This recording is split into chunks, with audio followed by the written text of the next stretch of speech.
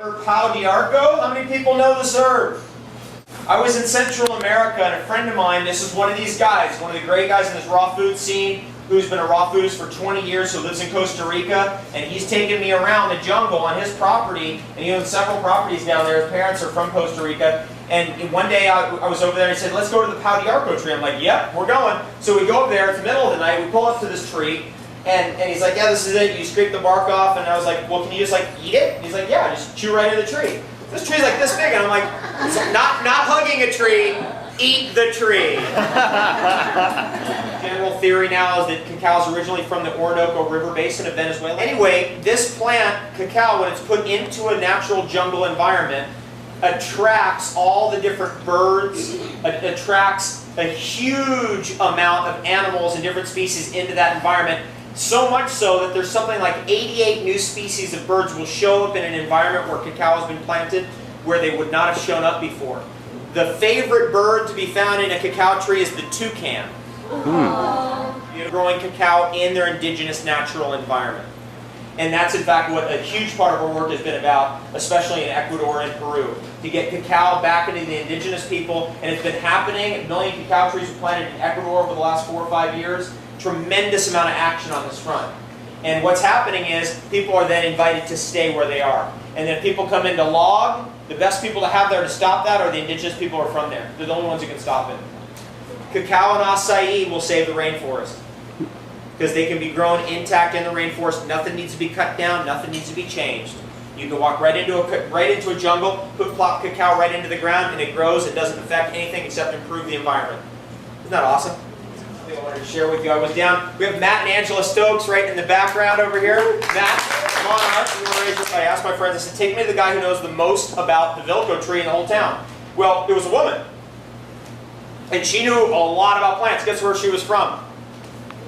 Brooklyn. This is the thing. They crush the seeds up into a powder, mix it with tobacco, mix it with coca, mix it with jungle peanut, and a little bit sometimes of cacao rind, resin or ash, mix a little ball up, put it in a little thing and go boom, and blow it up their nose. You ever heard about this? Yeah. I ask people about this and they're like, what? Can we get that in New York? And it's like, whoa, this is really, it's a plant well studied in Amazonian shamanism. Turns out it's originally from the Andes, and here's the central part of it in the world, Vilcabamba, the valley of the Vilco trees. So we start going deeper into it, and Agatha tells us this. She says, you know, sometimes these trees fall over, and then they bleed a sap out. And that's like what you want. I'm like, oh, okay, cool. Never heard that one before. I've been studying this tree for 10 years. Never heard that one. Next day after that, we're walking through the jungle. Guess what we see? One of those trees fallen but still alive. That's the only time it will do this. And guess what it's bleeding out? This resin. So we're like, dude, let's eat it. So we start eating this stuff. Now you see, put all the pieces together. And this is why we're here tonight. It's getting our thinking sorted out. Put all the pieces together. We've got, on this one hand, we've got the Sacred Valley of Longevity. That's what Vilcabamba is known as, the Sacred Valley of Longevity. We're there to see what is the deal with longevity here. First thing we're onto is the spring water, but as the tale unfolded, Vilcabamba, that should have a clue. Turns out it's the Vilco tree. This is a baby Vilco tree we're growing in Hawaii. I'm so proud of this thing. I've planted like dozens of them, and 2 have come up so far, but this is the best one so far. I'm really happy about it. Anyway, then it's like, then it produces some really weird product sometimes. What's the product? This resin that comes out is like an amber that oozes out if the tree is still alive but it's fallen over. So then we run into that, and then we eat that. That was powerful. People are like, dude, you could have died.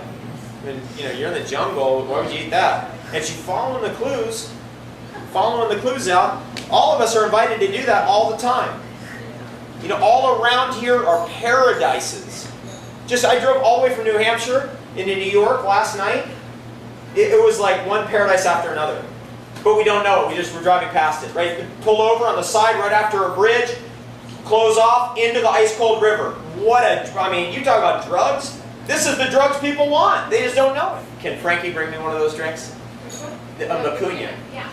Anybody tuned in on this plant, Macunia? This is about to revolutionize the chocolate industry. This plant's about to bring, this is the best natural source of L-dopa. Nutrition students have probably looked at this L-dopa. What's L-dopa? What does that mean? Does that mean I'm going to turn into a dope? Actually, it fixes you if you've been on dope. Because why do they call it dope? Dopamine. It has something to do with dopamine. Like, good. That's dopamine.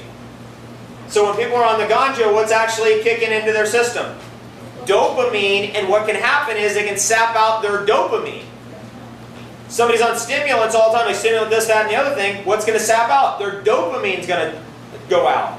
We've heard a lot about serotonin and depression and depleting the serotonin pathway, tryptophan and all the things, melatonin, serotonin, DMT, bufotenin, NN-DMT, all that stuff in that pathway. But we haven't really heard about the dopamine pathway. And one of the reasons is because L-dopa is so powerful, I think they've been keeping it from us. That's just my personal opinion. I could be wrong. Look at this. This is Superhero. This is Super Goji Girl. Let's give her a round of applause. The seed is a big seed like that. It's used in Amazonian jewelry. Anybody got any Amazonian jewelry on right now? A lot of times, do you have, let's see what you got. Nope, but close. Very close. That looks like that's an avocado, dude. No, that, you know what that is? That's an ivory seed. Oh, okay. Yeah. It's from Cusco. You got most. Usually when you have these, the centerpiece is a mucunya. And it looks like a clam with a lip on it. You know which one that is? It's a big seed. Anyway, it usually looks like it would be in one of those types of necklaces. But when you mix it with chocolate, what's happening is you're getting that dopamine filled in so that you get the really oh yeah, this is going good.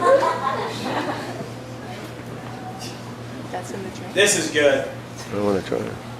Things are good. Life is good. If you have L-dopa and the economy's completely crashing, you're bankrupt, L-dopa pouring through your system, you're going to be stoked.